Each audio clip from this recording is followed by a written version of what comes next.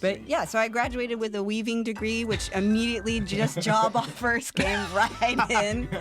And I decided, what could I make more money than weaving doing? So I started a punk band. What was your crew? Well, the name was Spread Eagle. Oh, that's Nice. right. Yeah. And so, yeah, played in bands and made art and then eventually wound up in Portland. Maybe I could buy a house. Actually met another female musician who was renting out all the rooms in her house and then was able to tour with her band and live for free. Okay. I saw that example, saved some money, and bought my first house. I was playing in the band and I was so excited about what I did that I would like play the show and like hop off on the bar and I'd be like, did you know you could buy a house? Like, you'll never get kicked out again. And they'd be like, tell me how. And I'm like, okay, here's how. Oh, that's and awesome. so I was referring everyone to my stepmom and she's like, have you thought about getting your license?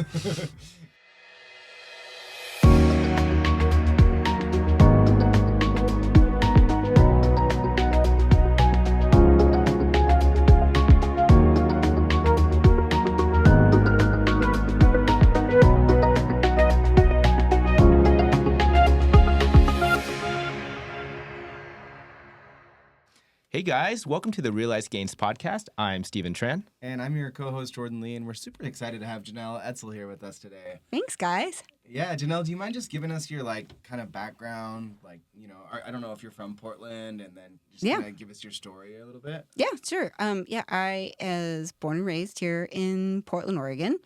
Local. Yeah, a local. What Nice. neighborhood?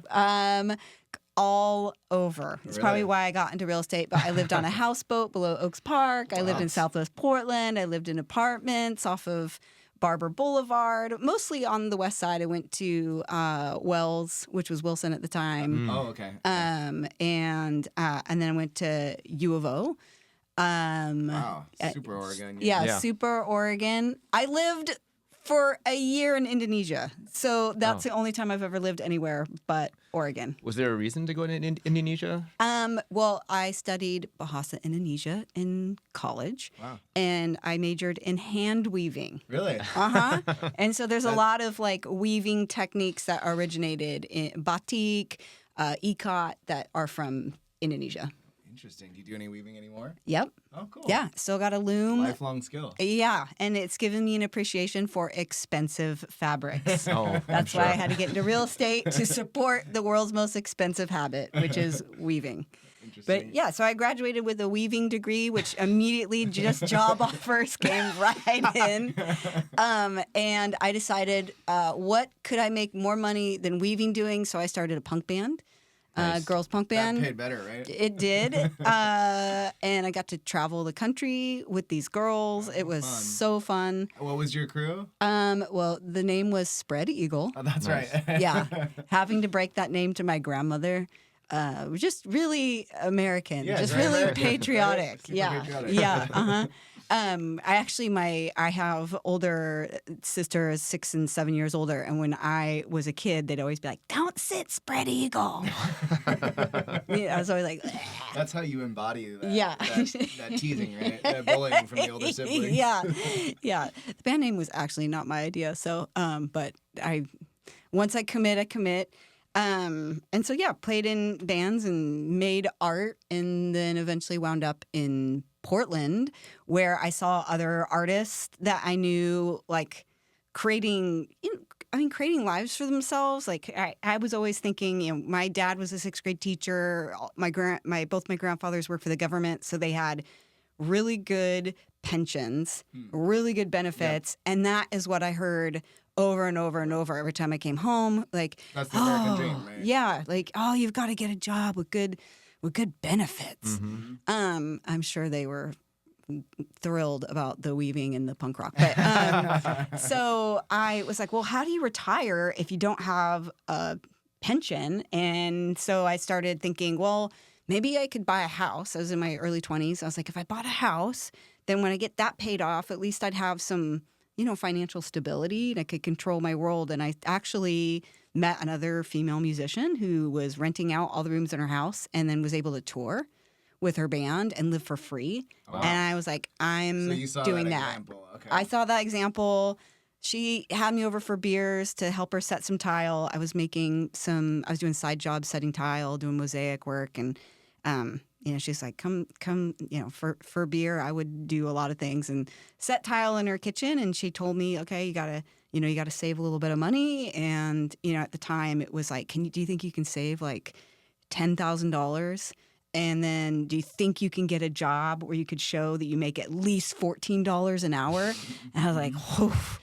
So challenge was on, and got a job, saved some money, and bought my first house. And I was about 26, 27 at the time. Wow. And I was playing in the band, and I was so excited about what I did that I would like play the show and like hop off on the bar, and I'd be like, "Did you know you could buy a house? Like you'll never get kicked out again." And they'd be like, "Tell me how." And I'm like, "Okay, here's how." Oh, that's and awesome. so I was referring everyone to my stepmom, who had gotten licensed after she retired from teaching, and she's like, "Have you thought about getting your license?" You're bringing in more leads than she is. Yeah, basically. And I was like, "Wait, hold up. Realtors have big hair, big cars, and none of this is like sitting with me. Yeah, That's high like not me." heels, Yeah, I was like, that won't be me. It's not very punk rock. Yeah, exactly. So, but eventually I was like, you know what? Maybe you're right. It'd be really cool to help all of these people and make a living. And I thought foolishly at the time, what a cool way to be able to still support my art and have time and flexibility. But pretty soon, real estate became my art. Like it became the place I got to express myself. And I just really took off. And I'm really lucky to have gotten in 2002. And there's a lot of business to be had. And no one I knew a realtor. I was really like Wow. kind of outside the sphere of most realtors. I love that. And it also kind of shows that preconceived notion we have about people that are in real estate, right? We think Yeah. that it's like you were saying, it's this like big hair person, like that's not me. But it turns out like you do really well at it, and you have a whole community that could use somebody like you. Yeah. So I love that story. So you got your first house, right? Mhm. And you figured that out, eventually got into real estate, and then what made you kind of decide that you wanted to make it big? Like, did you start off just being a big producer, or did you when did you decide you wanted to like start going into owning your own brokerage? Oh my gosh. Well, that was, it felt like a long time between starting in real estate and starting my own brokerage. But when I look back, it was only 6 years. I only worked 6 years. 6 years. Yeah, as an agent. I think that's the myth of youth. You think, oh man, I'm 30 now. What am I going to do? Right. And now I feel like, oh, I could go back to med school. Like I got plenty of time, and I'm 50. Yeah. But I, kind of before I wanted to start a brokerage, I started investing in real estate. Oh, yeah. Smart. And so when I saw the equity that I had built in the time I had built it. What year was this? This is 2002. Okay, so you bought in 2002, I bought a house for $140,000. Like really fast, right before Yep. the crash. Okay. And then I sold that house 2 years later on the dot for $250. Wow. Then bought the next house for $250 and sold that 2 years later for $500,000. Wow. Sold that 2 years later, and so it just kept. It just kept snowballing, and I was using the equity from the house, and I was also buying and flipping property. Okay. So I was able to use. I think that's why I found like real estate was my art, because I was, I had done side tile jobs. I'm crafty, weaving. I was a trained artist, and I'd helped other artists in different mediums, and so. I can cut a line. Like I can paint, I can tile, I can do all these things. That's actually really interesting, right? Because Yeah. you don't think of people that are fixing and flipping out. You think of people coming from like electricians or like engineers or whatever going and flipping a house, but you don't think about the artist going and flipping the house. But why not, right? Yeah, well, most of us artists have some kind of side gig that's Yeah. usually Yeah. some kind of manual job. And So I bet you did, like, you cared a lot about the work that you're doing. Oh, yeah. And flipped them well because of that. it was. I mean, the houses were beautiful. Hard to let go. Well, now if I had a time machine, I would go back and be like, don't sell any of these, because the number one thing in real estate is time. Right. And when I look back at the gains that I made. But, at the time, too, I didn't have that big war chest built up. And so I kind of had to sell to get to the next project. Yeah.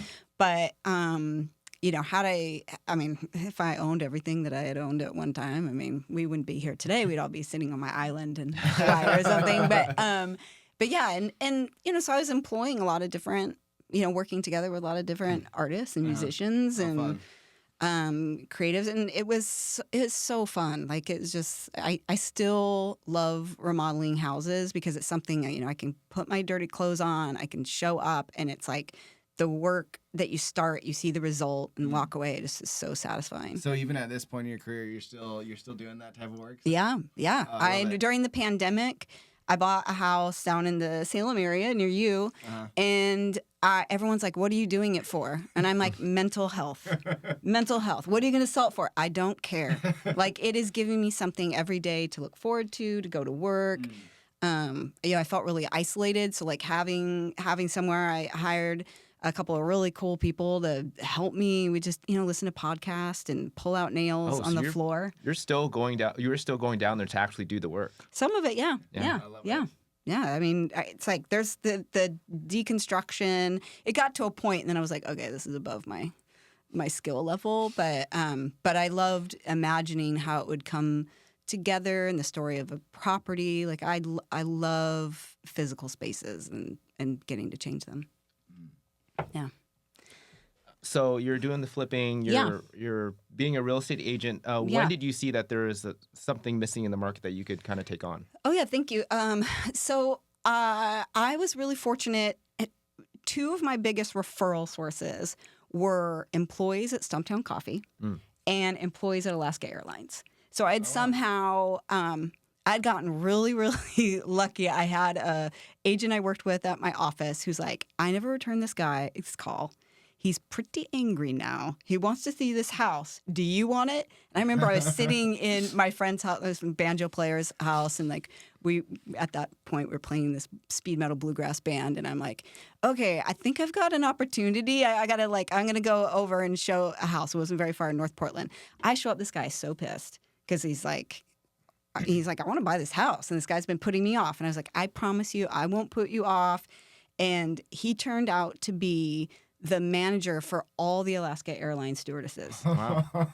Right? So he became this amazing referral source for me. And he also was like, I like you. I mean, I obviously was young, but he's like, you're young, you're hungry, you get back. And people at the time, too, those first years in real estate were like, I don't understand your secret. And I was like, I just call people back. That's all. I call people back right away. And I had that expectation with my referral partners. If they haven't heard from you in 30 minutes, then that's not how I'm doing it. Like, it was like, get back to people right away. And so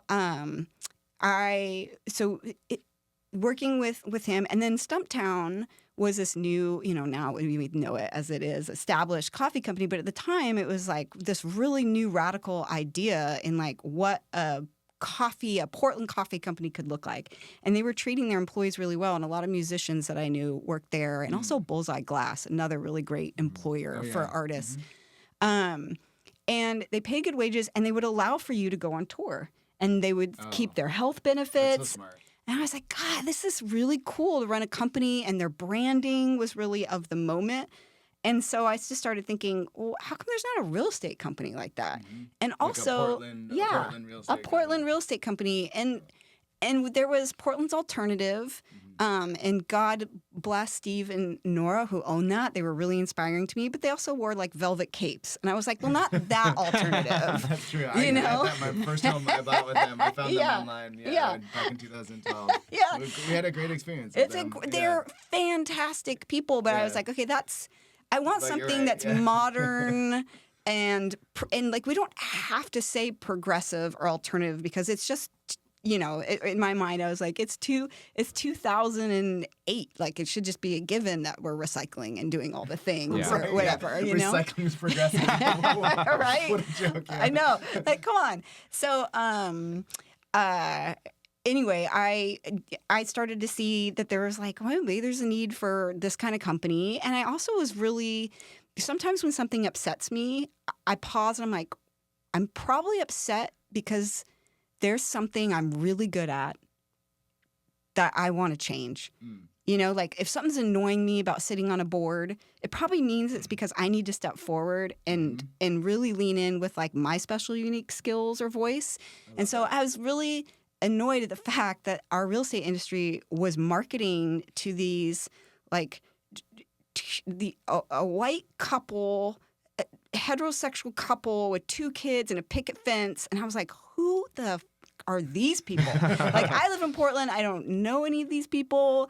None of my clients look like this. And so I really felt like, too, like I was finding a new stage for myself to be like, I want to tell the story of like who actually lives here. Because it's fascinating. And Portland at that time was, you know, in the New York Times, every week is like the coolest new place, the best new restaurant. So everybody was looking in on Portland as this unique place. Right, but that was our heyday, right? Yeah, but we weren't presenting ourselves at the real estate industry like that yet. You know, like was that the launch of Portlandia? All these things. Yeah. So, and so in came Living Room, and I think it hit a nerve, but not for that reason. I think it hit a nerve because then it was 2008, and the real estate market melted down. Yeah, and so I was like, oh, what have I done? And at that point, I was a sole income provider for my family. I had a 9-month-old baby. I was pregnant with my second. And I'm like, what am I doing? I'm starting a real estate company. But, you know, sometimes I think it's such a blessing when you're too busy. Little kids, I always encourage, like, our young moms and parents here. It's like, the kids might keep you insulated enough from like the negative talk of our industry. You just don't have time. And you have to get to work. Like I had to feed, I was like, oh, okay, some real estate market's melting down. Well, I've got bills to pay and this is how I do it. So it really like helped motivate me to just keep at my good habits. And other agents started seeing like, well, what's she doing over here? Like she's got this tons of business. Her kids are in the office. She's somehow making it work. And I started attracting, you know, agents at the time, and we really took off. The company grew really steadily after that for years. I love that. I recently heard on this like a podcast episode. It was talking about motivating yourself with like a carrot and a stick, right? Yeah. And so like giving that kind of pressure. No, I mean like you've got kids to feed, you got mouths to feed, you got a company around that. Pressure can kind of, you know, make diamonds or whatever the saying is. I guess help me understand. So you started the company. What was it like in that environment of 2008 compared to now, when there seems to be a lot of brokerage movement and a lot of movement in the mortgage world as well in terms of companies consolidating? Are you feeling a similar sort of like pace of movement, or is it like drastically different? Or I think it's really similar. I think that 'cause we were not doing real estate then. Yeah, I know. I think I was in college. I know. I'm older. College. Yeah, I know I'm older. We have an agent here at Adore who, like, if I had to put my money on someone in 20 years, I'm putting my money down on him, and he's like, "You're the same age as my mom," and I'm like, "Oh my god." Yeah, the movement, and you know, I was at the Hassan Company before I was here, and Mike Hassan was an incredible mentor to me. A dear, dear friend, and I think our real estate industry it sorely lacks that leadership from him. But he's in my head all the time. But I remember he told me, he's like, in these volatile markets, agents will get afraid and they'll look for external solutions to internal problems, and they'll start moving around. You know, but the agents and the folks that stay steady, they stay focused, they stay consistent, they just speed out of these markets. And I think that a lot of that's true. Like you see people, you know, in 2008, you know, I asked people to leave my office all the time. We would come in and they were like, we were right on Alberta. So it was like a place that agents, like they'd be touring. They'd be like, yeah, I'll just stop by and see some friends. And, you know, a couple times I had to be like, I got to ask you to leave because you're going to talk that way about the market and about the industry, or that, like, you don't like this job now that it's hard. Like, we don't need that here. Oh, like bad energy. Yeah, just bad energy. And, like, I'm like, of course, like, the market's not always going to be on this ramp up. Sometimes it comes down. And And it was also, I mean, ironically, I was having the best year of my career in 2008, 2009, because I had always serviced first-time home buyers, and their portfolios weren't in the tank. They didn't have portfolios. They didn't care. They wanted to buy a house. They want to buy a house. And that's still the same today. Like, it's pretty much they always want to buy a house. 30, somewhere between 30 and 35% of the market. That piece is always there. It's always there. It doesn't matter what's happening. Yeah. Right? And incredible to me, because I remember I sold a bungalow on it was 91st Avenue. It made the cover of the Oregonian, and it said the last affordable bungalow in Portland.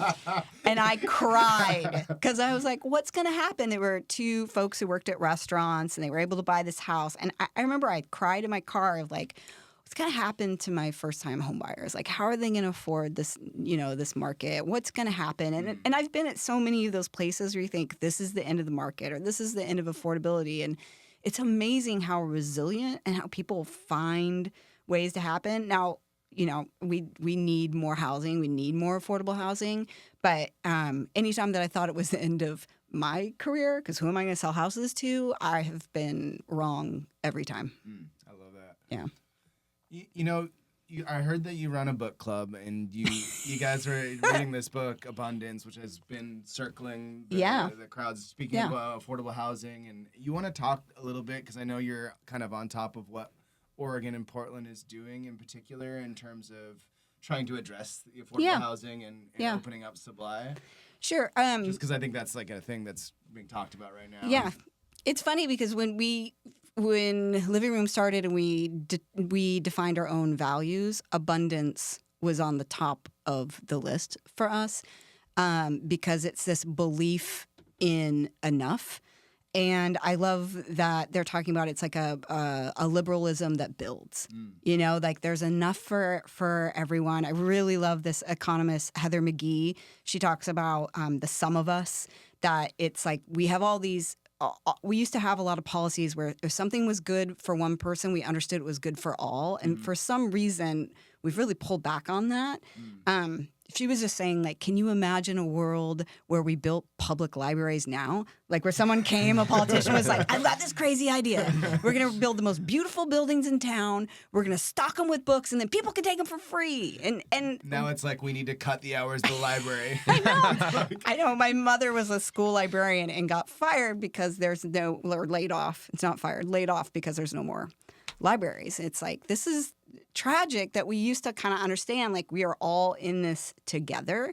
And that's that spirit of abundance. And that's, to me, it's at the heart also of Living Room, of this like spirit of like, listen, when we all win, if we can, wherever there are wins, that's wins for everyone. And I feel like the last, 6 years in particular, even in Portland, it became like, people just got so scarcity mindset. And protecting what they have. And you see that in the real estate market. One of the places I think it's the ugliest actually is the historic neighborhood debate. This is very controversial. Someone's going to listen to this and be like you're talking about like Ladd's Addition or other places where you can't develop in specific ways because of the historic designation. But cities have always been evolving. And so to think like now, like, well, I claim the spot and I want it to be the way it is what now part of and history forever. Are we talking about? Exactly. What time period are we trying to protect? Exactly. When I look at the covenants and restrictions in my own neighborhood, there were a lot of people restricted from buying in that neighborhood. And now that your timing's been good and you've been able to get in, and now you want it to just be yours. And it's like, that's it. I saw it's as simple as I was driving home with my girls, and they were 5 or 6 years younger now, and they're still in elementary school. And I could tell they'd been hearing stuff around school about, because the East Moreland was really fighting at the time, and they went to school in Dunaway. And they saw apartments being built outside of our neighborhood entrance, and they're like, someone was telling us that there's no parking and they're going to park in our streets. And I just turned. I was shocked. I turned to the girls and I was like, don't you think everyone deserves to go to the same school that you do? Yeah, right. Wouldn't it be fun to have more friends? I think that's just this spirit of like, we need more housing. And so, there's so many good numbers in that book and stats, and they really boil down to, the policies that we created to kind of protect some of the things that we love about Portland have also created the nastiest of the situations that we're in right now, especially with homelessness. And so I was really excited to see the Portland City Council just voted to waive all SDC fees for builders. So no matter if it's single family, multifamily, builders can start building again. And we just really need to get the city back building. 2008, we saw a total collapse of the building industry. It's never recovered. Yep. And we've known people have kept moving here. We've had positive population growth. We still continue to, contrary to what a lot of people think. Yes, there's people leaving, but there's still more people, coming in, and like, where do we house them? And so it's causing, horrible unaffordability, the competition to find something. And so I'm just really excited that we'll start building again. Can you clarify for our audience what SDC stands for? Oh, yeah. Thank you. System and development charges. So before you even break ground on a project here in Portland, the city collects a lot of money to provide sewer. But what has happened is those fees have gotten so steep, people aren't building at all because it's such a big hurdle even to break ground. And then the city is like, oh, wait, well, then we miss out on the back end of like the tax benefits. Property taxes and other things. And they did this really successfully, which I love. I love when our city does something not creative, but something that worked, and they repeat practical. Yes. That we did this with ADUs. I mean, I don't know if you guys remember, but like everybody wanted an ADU, and everybody talked about it. Suddenly ADUs were a thing. Yep, like everybody was talking about it. Everybody wanted the ability to do it, but financing changed. But it didn't happen until we waived the SDC fees, and then people were like, "Oh, there's incentive." And that's been huge. It was big corporate builders that were like cashing out on it. It was all the local small contractors. Yeah, and we have quite a few agents who have ADUs on their properties, and the majority of them hold, old aging parents, returning kids, renters. Or make it so a first-time home buyer can actually qualify or afford a house because they can get income. Yeah, they can get income. Yeah, we actually manage. So I own a property management company as well. It's 16 years old. The brokerage is, I guess, 18 now. So a few years into this, I started a property management company, and we're actually working with a nonprofit called Back Home ADU. And we manage for them, and they come in and they will build an ADU in your backyard and finance it for an incredibly low finance charges if you will rent to someone at, believe it's like 75% of MFI. Really? Yeah, and and we manage those for them, and that's been it was a really popular program. People are really excited. That's a stick build? Yep. Oh, cool. Yep. Mm-hmm. Yeah. A great option that I see a lot of people doing, since there's a lot of older homes in Portland with basements, is just kind of creating those internal ADUs in the basement. Yeah. So I like that a lot. I've been doing that for my clients a lot recently. Yeah, and it's such a great way to make a little income and stay legal. Yeah, exactly. That's the most important part. There's the punk rock part of me that's like, well, we've all been doing that a long time. Yeah. But look, okay, but now we can pay taxes, be legit, have permits, So I love that. Mm-hmm. Do you want to talk a little bit? I mean, kind of going back here about your investment portfolio, because I know you kind of diversified in both. Because you talked about residential flips, but it sounds like you've also invested in some commercial spaces, including the one we're in right now. Yeah. So my first commercial space was actually. I actually was just telling my husband had never heard the story. I bought a pickup off of Craigslist, showed up, and the guy was so nice. We totally hit it off. And he was like, yeah, I'm thinking of moving. And so are my best friends. So I was like, well, I'd love to help you with that, right? This $6,000 truck that turned into 7 transactions. I wound up selling their houses, helping them buy houses, their brother, the sister-in-law, and then the brother sold me a commercial building on Alberta. And he was like, I've got this piece of property. And I was like, I might be interested in that. Maybe, started. Wait, is that the first living room? The one? No, it actually was. It was off of Living Room off of Alberta on 13th. Okay. And so I told my office mate, Greg Washington, who's a phenomenal agent. We've been working together now for 25 years. And I was like, I just bought this building on Alberta. I think I'm going to put a real estate company in it. And he's like, cool. He was very supportive. He's like, okay, that's great. He goes by it and he's like, that's not on Alberta though. It's not storefront. But at the time, remember, I'm also 8 months pregnant. And so the thought of being exposed on this like busy hip street, I was like, no, it's perfect for me. It's kind of around the corner, tucked in. He's like, I'm telling you, you got to be on Alberta. So he talked his really good friend and longtime client, Rosalind Hill, who's developed a lot of Alberta, into leasing me a space. He's like, just because you own it, and Mike Hassan had told me that, just because you own real estate doesn't mean that's where you should put your business. Interesting. You know, the best spot for your business is the best spot for your business. Right. The best piece of investment is the best piece of investment. And I've really, a lot of separation in my life between church and state. I've really taken that to heart. So I had this building. I wound up selling it to a hairdresser, my original one on 13th. Oh, nice. And so she was able to have a salon, which is very successful, word of mouth referral client. And I went right next door to Tin Shed Cafe, which had just been voted number 10 breakfast in America. Yeah. So the line was all the way in front of my building where we put our, just listed signs. And it was like a traditional beach town almost. You had all these people and can I see that? And all these people were moving to Portland. That's where we actually started doing tenant placement services because people were coming from Philadelphia, New York, LA. And they were like, I need help finding a rental. And I got tired of telling them, no one does that here. Yeah. I was like, well, okay, we'll figure it out. We'll start doing it here. So we adapted and took the opportunity where we could.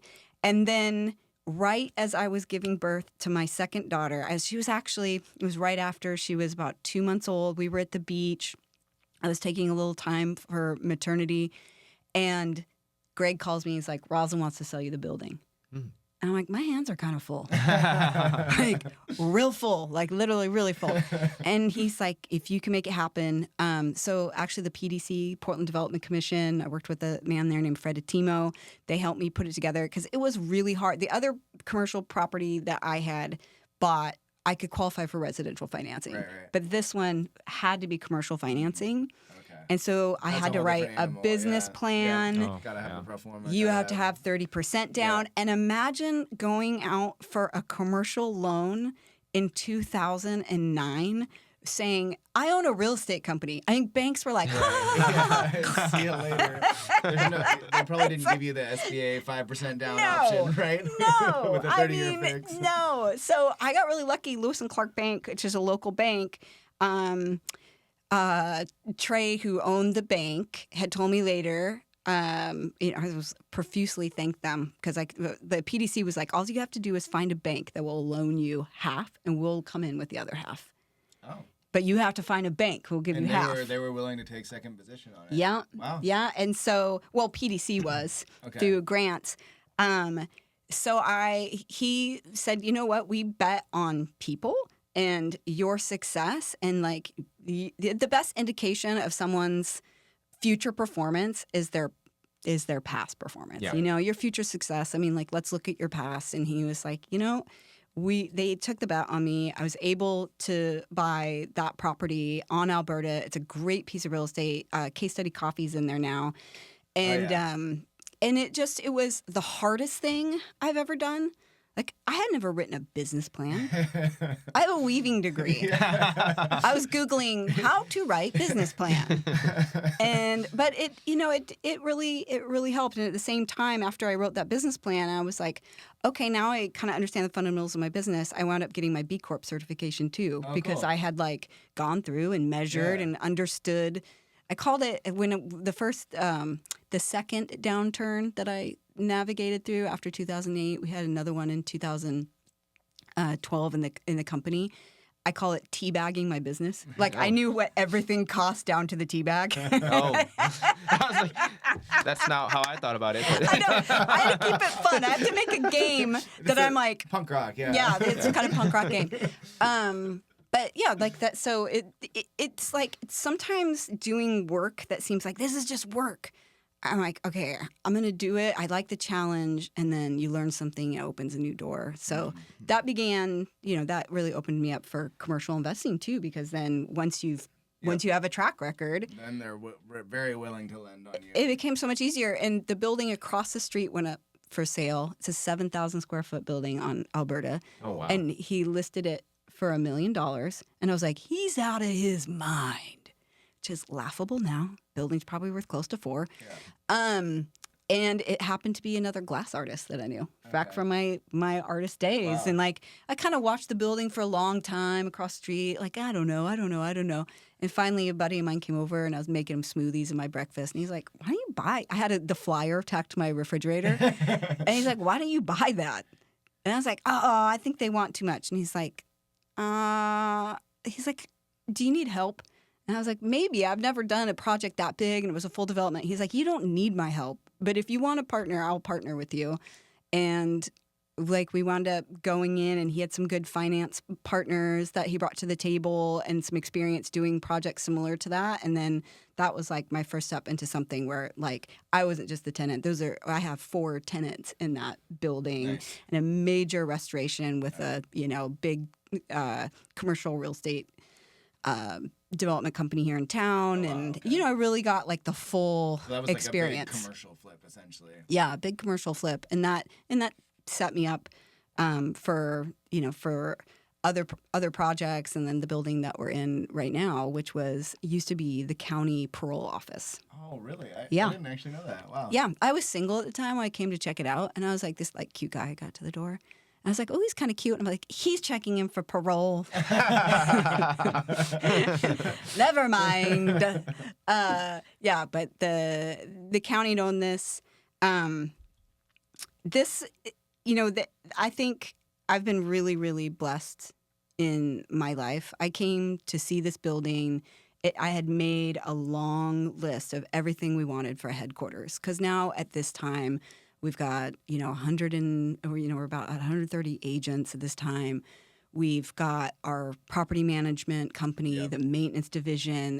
The company is really firing on all cylinders, and we needed a headquarters building. Yeah. So I got my team together, and I was like, make me your wish list. And so I went around town with this wish list, and when I walked in here, I was like, it has every single thing. The training room Kristen asked for, and the secure parking my maintenance team asked for. And my commercial broker said, there's 7 offers on the property. They're all about $2 million, and they're all cash. Oh, wow. What year was this? This is 2000 and... Right before the pandemic. Right? Yeah, 2017. Okay. And so I looked at her. I had ridden my bike over to meet her.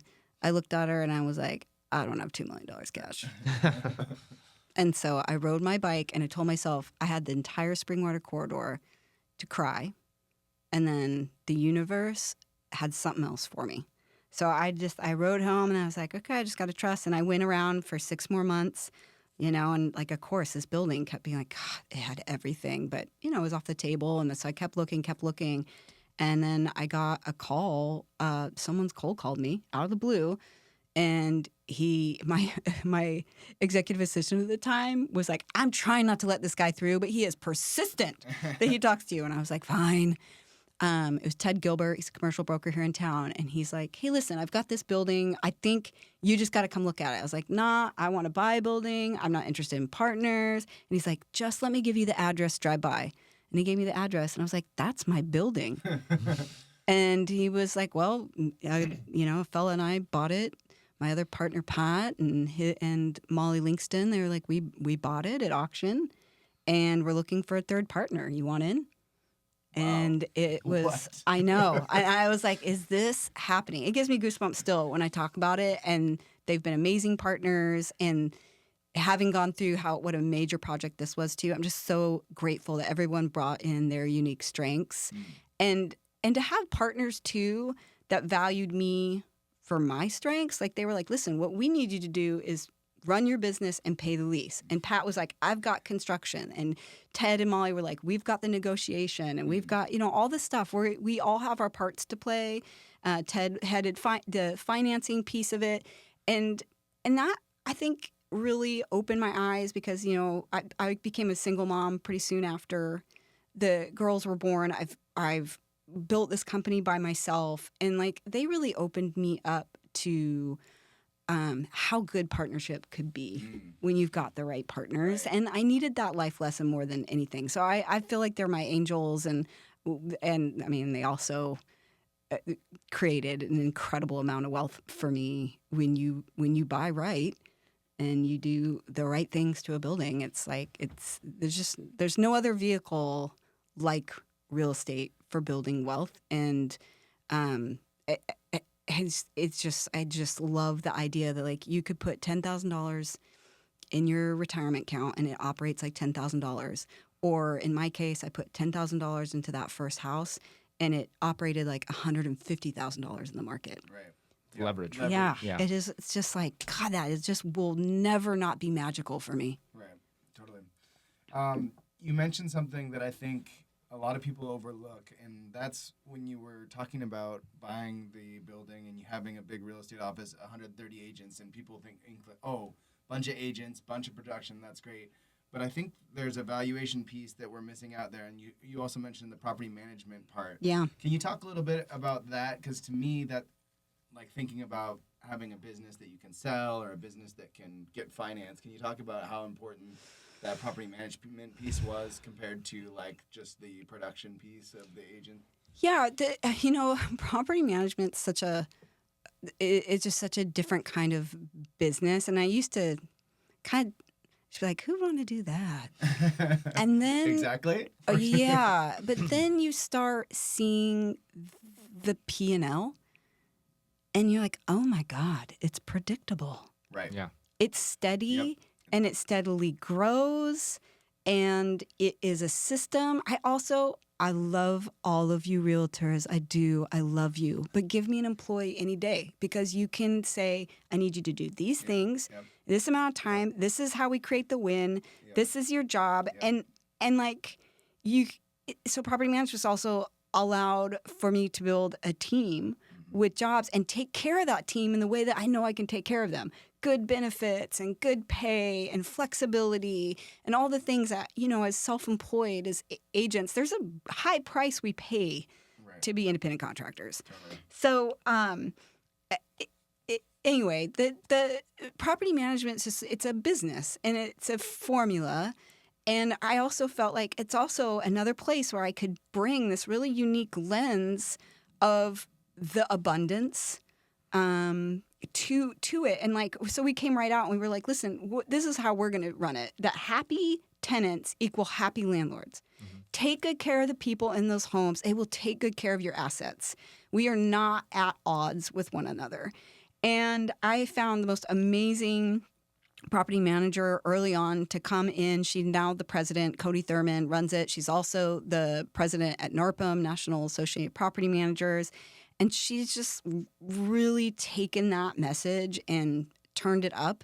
And I'm like so proud to be in this industry that, kind of looked down on, or like, in the real estate world, or like people don't really understand, like, oh, property management is just a numbers game and you don't make very much. And it's like, it is, but it's dependable. It's creating like really great housing opportunities and getting to help people build wealth and have safe places to live.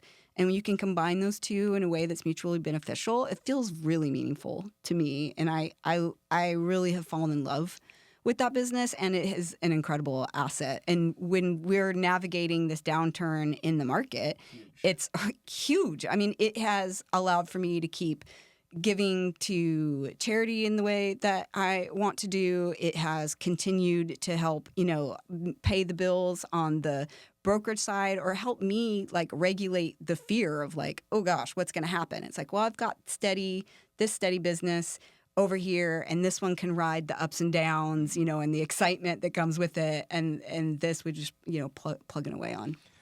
One of the things that people find issue with property management, or just managing a property themselves in Portland, are a lot of the rules specifically in Portland. Do you want to talk about that and how your team manages that? Yeah. Well, every time they pass an insane rule, we find that it's good for us. We're high-fiving because we're like, people do not want to manage themselves.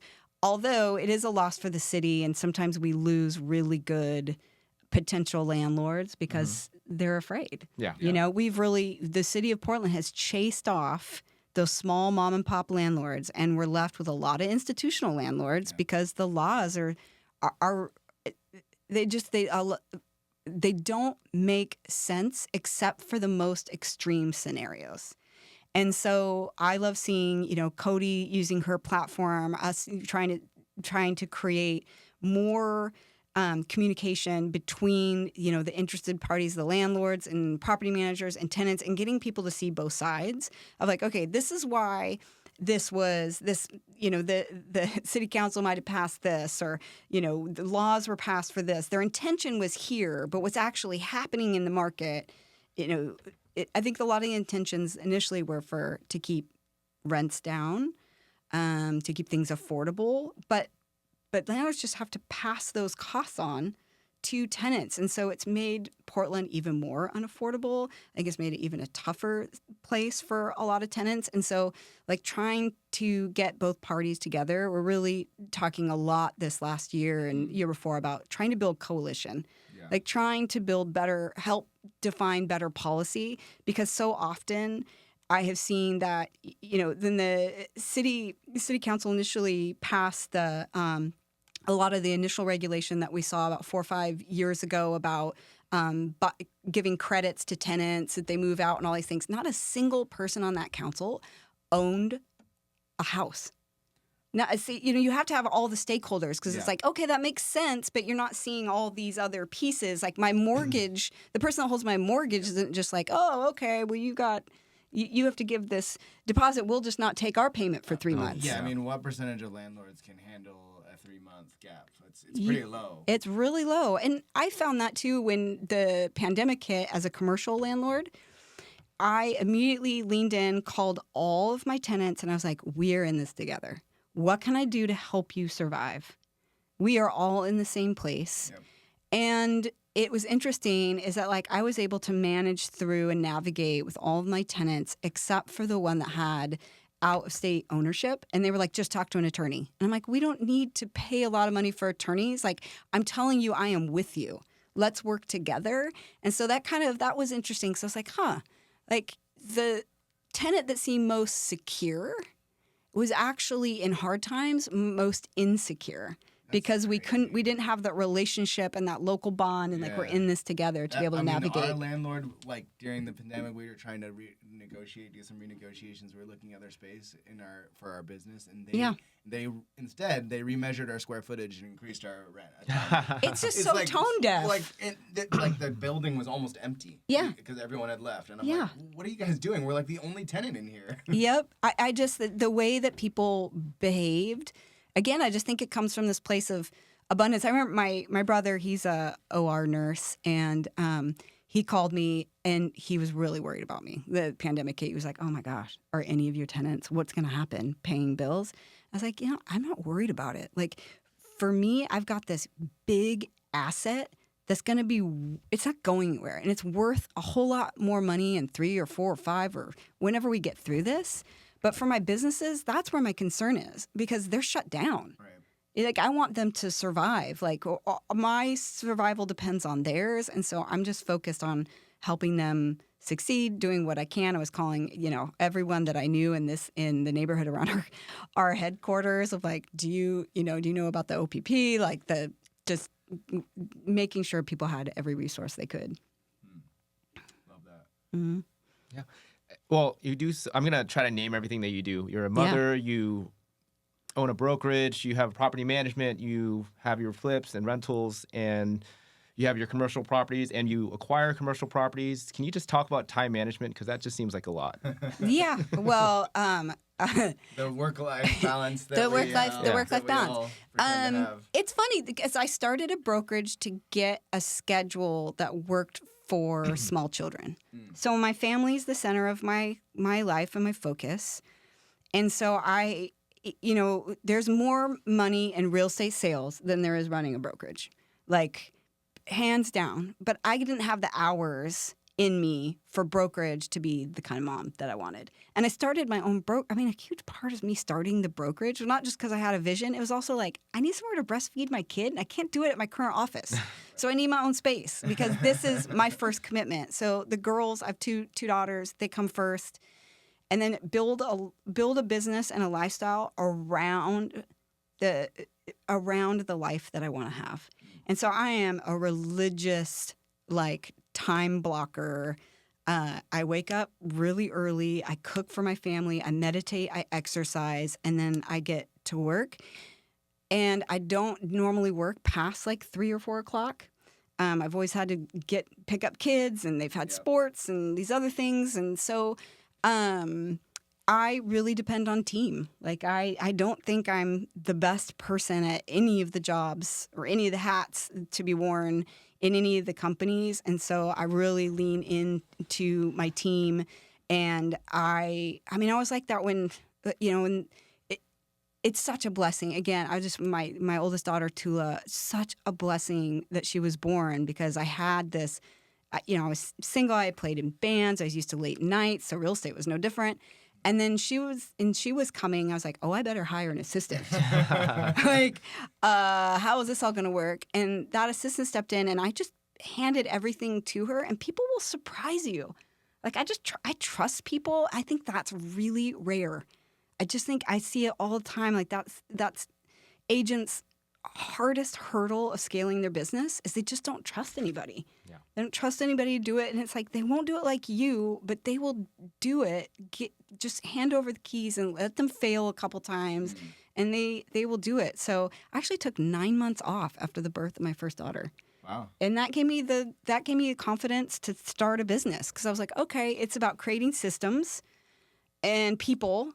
And so how do I do that? And something I've come to really appreciate about myself, I mean, it's taken me now to, like, I'm about to turn 50 and kind of just reflective a lot. But I love cooking because I love resource management. There is nothing I like better than knowing I've got 8 raisins, 42 sunflower seeds, and I'm like, and I'm going to make something kick ass out of it. Yeah. And I come to appreciate, like, oh, I'm just a really good resource manager. And whether that's trusting the people I have to make the recipe, or using what little money, I mean, people, I'm a member, pretty active member for the last decade of the Entrepreneurs Organization. And they oftentimes, I'll see on their text thread, someone will be like, I'm building out my new office and I'm looking for economical ways. And people will be like, you got to go see Jenelle Spaces. She can polish a turd. Like, she knows how to do things. And it's like, oh, I'm like, oh, okay. I'm just a good resource manager. So I think that's a lot of it. And time is a big resource. And I rather have time than, I'm comfortable. I'm at a place. I really work hard to know what is enough and feel like I have enough. And part of that pledge for me is I also give 5% of profits back to nonprofits in the area.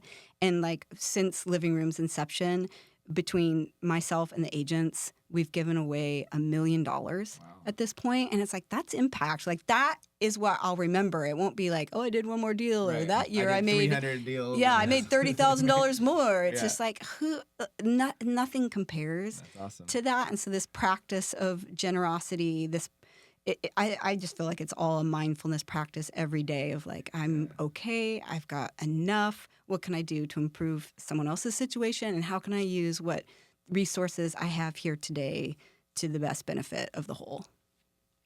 Love that. Yeah. We always ask, like, if someone was interested in getting started in investing, whether it's commercial or residential, whatever you want to speak on, maybe they already have a home, or it's like their first kind of foot into, like, actually investing in real estate more than just a space to live.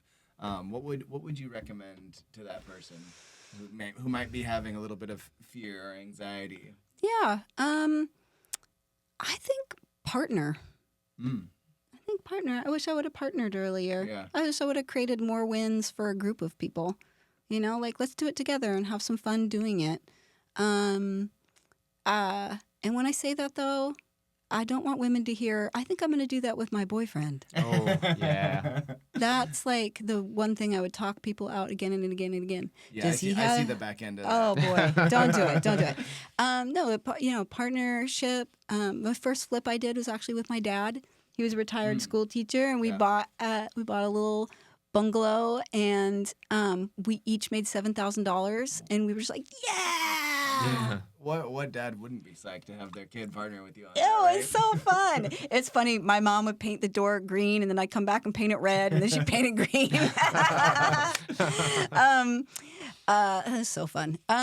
Yeah, and then I think I love, I did so many of these deals early on. I just love helping a first-time home buyer buy a duplex. Oh, yeah.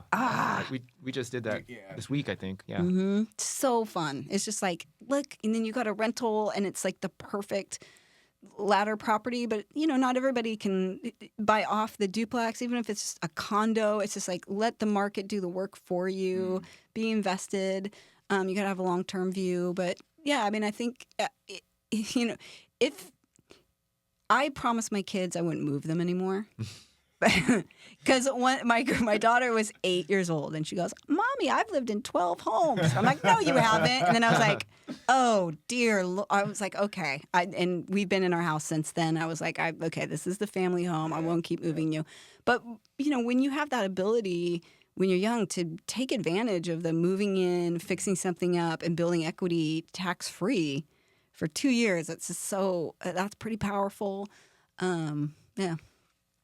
Yeah, that's got to be one of the biggest tax savings that people have in like the average person, They do, and this is unpopular too, and I hope they take it away. I really hope they take. If you own property, you're already a winner. Right. Yeah. Right. You have won.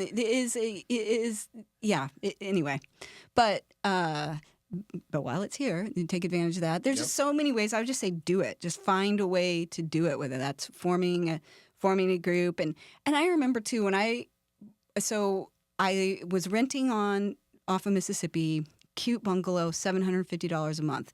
And I had that house chock full of punk rockers in the attic, both bedrooms, the garbage room. So we could all pay like $140. Just like a college situation. Yeah. Oh, right? it was, yeah. Smelled like weed. And then I went to buying my first house, and that mortgage payment was $965. That felt like, it felt like shooting for the moon. And I remember I got really good advice at the time. It was like, something just happens. Like, you will find a way to make it work. And, I got an stick again. You're forced to find something. Forced to do it. Like, it was the carrot of like, I'm going to have this great place. It'll be mine. And the stick of like, oh God, I got to pay this. Yeah. And, lo and behold, it did. You some amount, a little bit of faith that like, okay, I'm going to figure this out, and I'm just so glad that I stepped forward and did it. Love that. I love that. So if people are looking to get a hold of you or find you on social media, what would be the best way to do that? Well, they come to the Living Room website, livingroomre, as in real estate.com, or on my Instagram or Facebook page is just under my name, Jenelle Etzel, all E's, JENELLE.